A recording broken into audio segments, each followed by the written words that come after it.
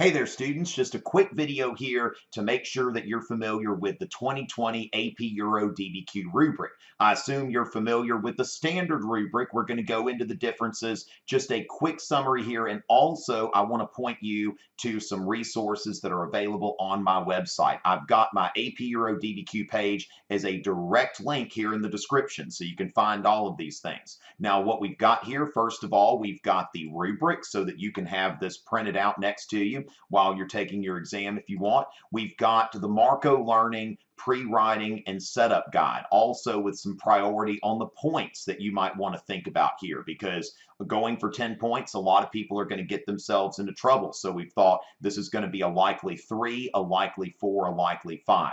Now, we don't know what's going to be a 3, a 4, or a 5, but if you're going for a 3, you need to be going for 6 points. Do them well. For a 4, 8 points. And for a 5, I would say 9 points should be sufficient, but go for 10 points if you've practiced several times and you know that you can do it in the time limit. But the time will run out fast. For most people with the 10-point thing, I say, don't do it, Anakin. I have the high ground, okay? Just remember, a 5 is about ego, but if you have been practicing a lot and you've done a lot of sample DBQs that were written for this exam and you're ready, then go for it. If not, I would recommend the 6 or the 8-point strategy. Go to my website there. Remember, there's a link in the description and you can see this guide along with the rubric. I've also got a DBQ on secularism and the Renaissance that you can go through and do for practice, and I've got sample responses there. So with all kinds of details on the sample responses about this is what's earning this point. So this is going to be really helpful for you. So be sure to go and get these resources. Now, the 2020 AP Euro rubric, first of all, contextualization and thesis, those are the same as they always are. No change. Now, one strategy that I've been recommending to a lot of people is, since contextualization is a standalone point, I'd recommend writing your thesis. Then I would recommend focusing on your body paragraphs. And then, if time allows, go back and do your contextualization. And that way, if you run out of time, you're going to still get that contextualization point. Or never mind. Okay.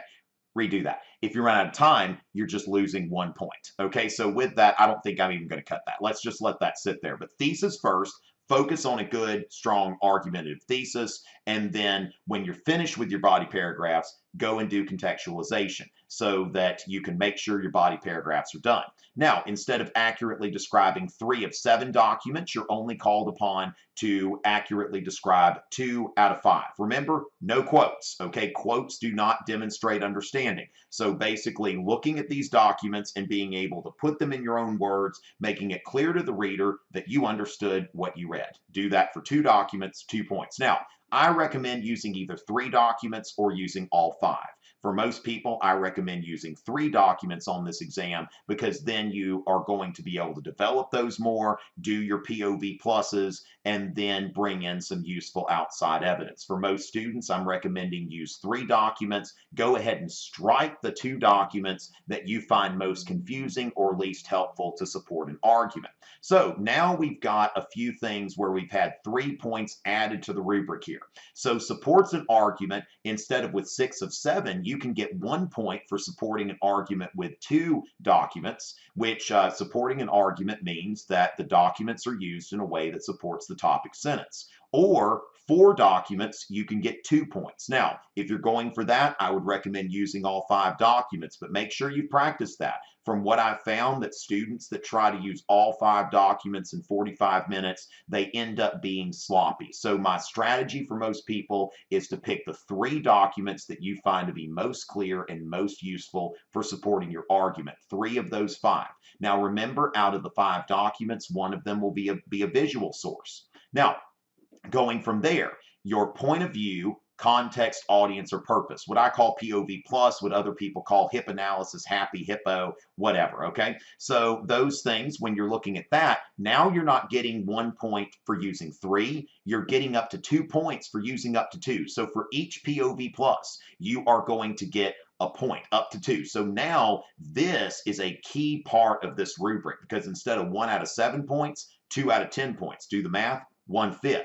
And so with that, make sure that you know kind of what's working out for you. And on the sample essays, I'm showing you exactly what to do in terms of how to get those points. I find for students that know a lot of information, historical context works best. For students who don't have as much information, purpose analysis is generally the most accessible. Now, we don't have just one piece of outside evidence, but two, okay? So you can use up to two pieces of outside evidence, and that's something that, I generally, I think that this is a great way to score 2 points. Now, remember, social distancing. Outside evidence needs to be stuff that's not in the documents. It's not contextualizing a single one of those documents. Pick things that are a good 6 feet apart, or in European terms, I think they're saying 1.5 meters over there, since this is, after all, AP Euro. So make sure that you're doing that. Now, complex understanding, there are a lot of ways to score that, but don't try it, Anakin.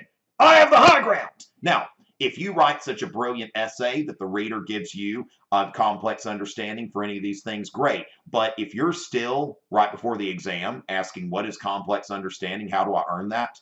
Don't do it, Anakin. Okay? Just don't worry about it. If you get it, if you back into it, trip over it, great. But I wouldn't put a lot of priority on that point. Remember, I don't see any scenario where a 9 out of 10 is going to be less than a 5. So I think that puts a lot of stress on people trying to get this. The other thing about the complex understanding point, it is for an essay that is generally brilliant, not for just one thing. So I would say just don't intentionally worry about that, but if you back into it, then great. So with that, ladies and gentlemen, be sure to check out those resources. Best of luck to everyone here. Subscribe and turn on notifications if you haven't already, so that you'll be hearing my live broadcasts that are going to help you get ready for the 2020 exam. It is always a pleasure.